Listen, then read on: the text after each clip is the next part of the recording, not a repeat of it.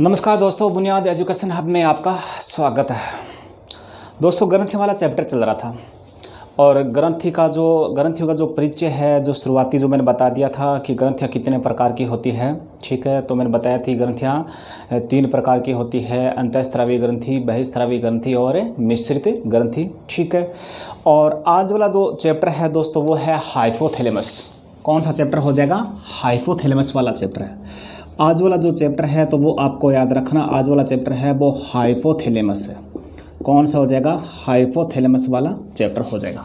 ठीक है, अब देखिए दोस्तों, हाइपोथैलेमस ग्रंथि वाला आज जो चैप्टर है, ठीक है, तो हाइपोथैलेमस के बारे में दोस्तों आप याद रखना कि जो हाइपोथैलेमस क्या है।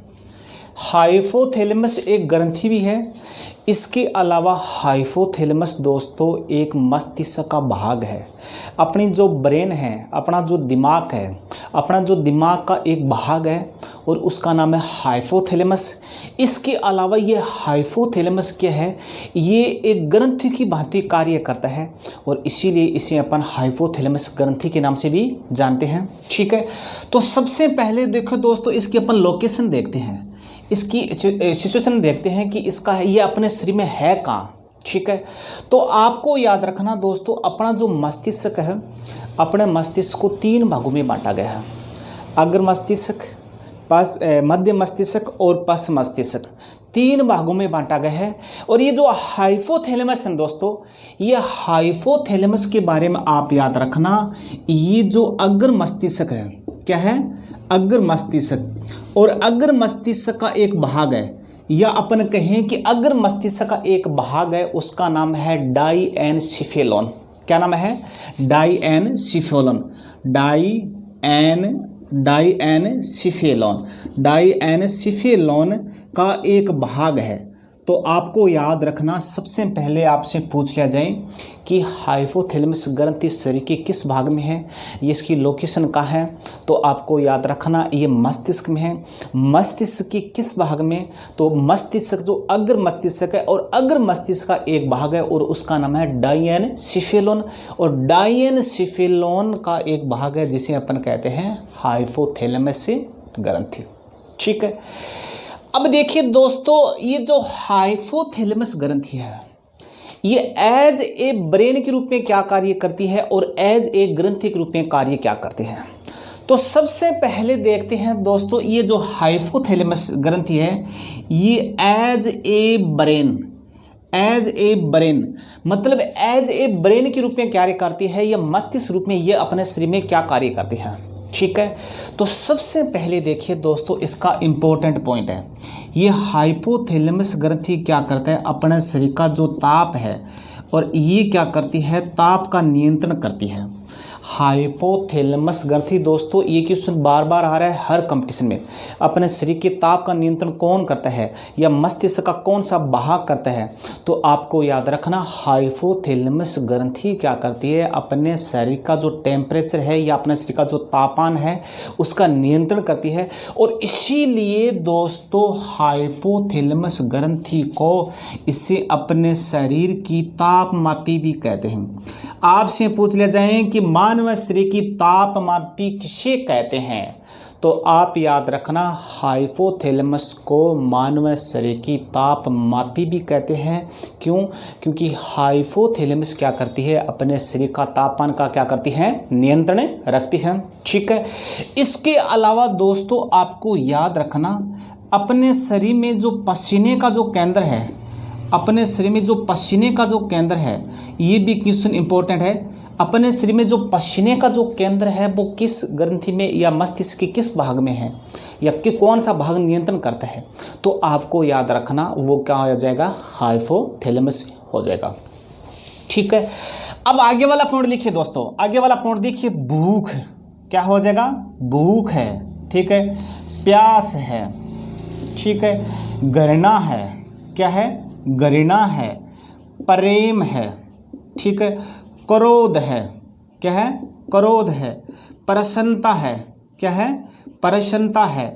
या अपन ये कि भावनाएं हैं, क्या है, भावनाएं। ये जो आदि जो क्रियाएं हैं, इन आदि क्रियाओं पर नियंत्रण कौन रखता है दोस्तों? तो आदि क्रियाओं पर नियंत्रण रखता है मस्तिष्क का एक भाग है, उसका नाम है हाइपोथैलेमस। हाइपोथैलेमस क्या करता है, अपना भूख है, प्यास है, प्यार, प्रेम, घृणा, खुशी, क्रोध, ये जो ईर्ष्या, ये जो सभी क्रियाएं हैं, इन सभी क्रियाओं पर नियंत्रण कौन करता है दोस्तों? ये हाइपोथैलेमस करता है। और अपने जो भावनाएं हैं, अपना जो भावनाएं हैं, उन भावनाओं पर नियंत्रण कौन करता है दोस्तों? अपना जो मूड है, अपन कहते हैं कि यार मेरा मूड चेंज हो गया, आज मेरा मूड चेंज है, ठीक है, आज मेरा मूड खराब है। तो मेरा कहने का मतलब है जो अपना जो मूड है या अपनी जो भावनाएं हैं, इसका नियंत्रण कौन करता है, ये किस पर डिपेंड है? तो आपको याद रखना दोस्तों, ये हाइपोथैलेमस पर डिपेंड है, ठीक है।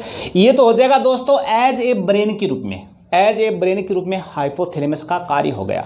अब अपन बात करते हैं एज ए ग्लैंड के रूप में, एज ए ग्लैंड के रूप में इसका अपना कार्य करते हैं। अब जो हाइपोथैलेमस ग्रंथि है, इसे एज ए और ग्लैंड के रूप में क्या करते हैं, और इसका बात करते हैं कि एज ए ग्लैंड के रूप में इसका क्या कार्य है, ठीक है। तो ये याद रखना दोस्तों, जो हाइपोथैलेमस ग्रंथि है ना, ये क्या करती है, जो पीयूष ग्रंथि द्वारा जो स्रावित होने वाला जो हार्मोन है, उनका उत्पादन एवं नियंत्रण करती है। सबसे इंपॉर्टेंट पॉइंट है एज ए ग्रंथि के रूप में। तो आपको याद रखना, ये जो हाइपोथैलेमस ग्रंथि है, ये क्या करती है कि जो ये पीयूष ग्रंथि है, ठीक है, और पीयूष ग्रंथि से जो हार्मोन स्रावण होता है, पीयूष ग्रंथि जो हार्मोन का जो उत्पादन एवं जो स्रावण होता है, और उसका जो नियंत्रण कौन करता है? उसका नियंत्रण दोस्तों हाइपोथैलेमस करती है। कौन करती है? हाइपोथैलेमस, ठीक है। अब देखिए दोस्तों, इससे हाइपोथैलेमस को अन्य नामों से भी जाना जाता है, ठीक है। तो आप याद रखना कि जो ये पीयूष ग्रंथि है नहीं, इस पीयूष ग्रंथि को अपन मास्टर ग्रंथि कहते हैं। जिस प्रकार से दोस्तों विद्यालय में क्या होता है कि जो मास्टर होता है, जो बच्चों पर क्या करता है, कंट्रोल रखता है, ठीक है। लेकिन मास्टरों पर कंट्रोल कौन करता है, या जो टीचर्स पर कंट्रोल कौन करता है, वो करता है हेड मास्टर। कौन करता है? हेड मास्टर करता है। और इसी प्रकार से आपको याद रखना दोस्तों, अपने शरीर में जो हाइपोथैलेमस के अलावा अन्य जो ग्रंथि है, उस पर नियंत्रण कौन करती है? तो पीयूष ग्रंथि। और इसीलिए पीयूष ग्रंथि को अपन क्या कहते हैं? मास्टर ग्रंथि कहते हैं। लेकिन मास्टर ग्रंथि पीयूष ग्रंथि है, और पीयूष ग्रंथि पर नियंत्रण कौन करता है? तो वो करता है हाइपोथैलेमस। कौन करता है? हाइपोथैलेमस। और इसीलिए दोस्तों हाइपोथैलेमस को अपन क्या कहते हैं? हाइपोथैलेमस को अपन प्रधान ग्रंथि भी कहते हैं। क्या कहते हैं? प्रधान ग्रंथि। आपसे पूछ लें कि प्रधान ग्रंथि किसे कहते हैं, तो हाइपोथैलेमस। इसके अलावा हाइपोथैलेमस को अपन हेड मास्टर ग्रंथि भी कहते हैं। क्या कहते हैं? हेड मास्टर ग्रंथि भी कहते हैं, ठीक है। और इसके अलावा इसको हेड मास्टर कह दीजिए, या इसे अपन सुपर मास्टर भी कह दीजिए। क्या कह दीजिए? Super master. और इसे अपन क्या है? सुपर मास्टर और ग्लैंड भी कहते हैं। क्या कहते हैं? सुपर मास्टर, ग्लैंड भी कहते हैं। या इसे अपन क्या कहते हैं? मास्टर ऑफ मास्टर, या इसे क्या कहते हैं? मास्टर ऑफ और मास्टर के नाम से भी जानते हैं। और किसे जानते हैं? तो दोस्तों हाइपोथैलेमस को। सीधी सी बात है दोस्तों, स्कूल या जो विद्यालय में क्या होता है कि जो छात्र होते हैं, जो बच्चे होते हैं, उन बच्चों पर कंट्रोल कौन करता है? टीचर्स करता है। और टीचर्स पर कंट्रोल कौन करता है? हेड मास्टर करता है, ठीक है, प्रिंसिपल करता है। और इसी प्रकार से ये जो पीयूष ग्रंथि है, अपने शरीर में जो पीयूष ग्रंथि है, इस हाइपोथैलेमस के अलावा अन्य जो ग्रंथि है, इस पर नियंत्रण कौन करती है? पीयूष ग्रंथि। इसलिए पीयूष ग्रंथि ऊपर मास्टर ग्रंथि कहते हैं। लेकिन हाइपोथैलेमस ग्रंथि पीयूष ग्रंथि पर भी नियंत्रण रखती है। और इसीलिए इसे अपन प्रधान ग्रंथि भी कहते हैं, हेड मास्टर ग्रंथि भी कहते हैं, सुपर मास्टर ग्लैंड भी कहते हैं, या मास्टर ऑफ मास्टर के नाम से भी जानते हैं, ठीक है। इसके अलावा दोस्तों एक और परिभाषा है, इसमें देखिए कि जो ये हाइपोथैलेमस ग्रंथि है, इससे क्या है? इसे अंतःस्रावी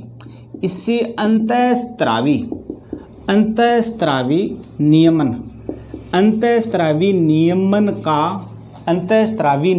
का सर्वोच्च कमांडर भी कहते हैं। अंतःस्रावी नियमन का सर्वोच्च कमांडर भी कहते हैं। तो आपको याद रखना कि अंतःस्रावी नियमन का जो सर्वोच्च कमांडर कौन करता है, कौन होता है? तो हाइपोथैलेमस। तो दोस्तों आपको याद रखना, अपने शरीर में जितनी भी जो अंतःस्रावी ग्रंथियां हैं या जो अंतःस्राव है, ठीक है, उन पर नियंत्रण कौन रखता है, ठीक है, तो इन पर जो नियंत्रण रखता है वो हाइपोथैलेमस रखता है। और इसीलिए दोस्तों हाइपोथैलेमस को अपन क्या कहते हैं, अंतःस्रावी नियमन का सर्वोच्च कमांडर भी कहते हैं। क्या कहते हैं, अंतःस्रावी नियमन का सर्वोच्च कमांडर भी कहते हैं। यह हो जाएगा दोस्तों हाइपोथैलेमस वाला भाग हो जाएगा।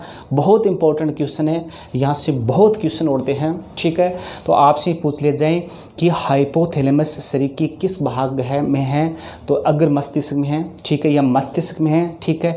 अपने शरीर का ताप का नियंत्रण कौन रखता है, तो हाइपोथैलेमस। अपने शरीर की ताप मापी किसे कहते हैं, तो हाइपोथैलेमस।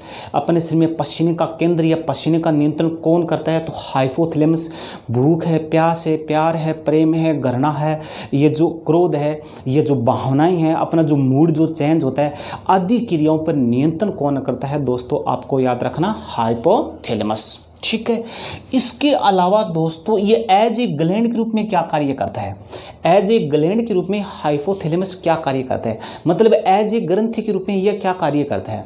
तो आपको याद रखना दोस्तों, ये जो पीयूष ग्रंथि है ना, और पीयूष ग्रंथि भी मस्तिष्क में होती है, और पीयूष ग्रंथि का जो हार्मोन का जो उत्पादन होता है, जो स्रावण होता है, उनका जो नियमन होता है, इनका नियमन, इनका जो नियंत्रण कौन करता है, तो हाइपोथैलेमस करती है।